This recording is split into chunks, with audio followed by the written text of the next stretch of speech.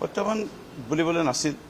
মই জানিছিলোঁ মই জয় হ'ম আৰু আমাৰ শীৰ্ষ নেতৃবৰ্গও জানিছিল, যাৰ বাবে প্ৰাৰ্থিত্ব প্ৰদান কৰিছিল। আৰু আমি জানিছিলোঁ যে আমি যথেষ্ট কাম কৰিছিলোঁ। বিগত 5 বছৰত মাননীয় মুখ্যমন্ত্ৰী ডক্টৰ হিমন্ত বিশ্ব শৰ্মা ডাঙৰীয়াৰ বলিষ্ঠ নেতৃত্বত, মাননীয় কেন্দ্ৰত নেতৃত্ব বহন কৰি থকা দেশৰ প্ৰধানমন্ত্ৰী নৰেন্দ্ৰ মোদী ডাঙৰীয়াৰ যি বিভিন্ন জনমুখী আঁচনিসমূহ আছিল, সেইসমূহ আমি কাৰ্যকৰী ভালধৰণে ৰূপ দিছিলোঁ। আৰু সেইসমূহ লৈ পেলাই আমাৰ বিশ্বাস আছিল। ৰাইজৰ মাজত আমি দিনে ৰাতিয়ে বিভিন্ন আপদ বিপদত আমি ৰাইজৰ মাজত থিয় দিছিলোঁ।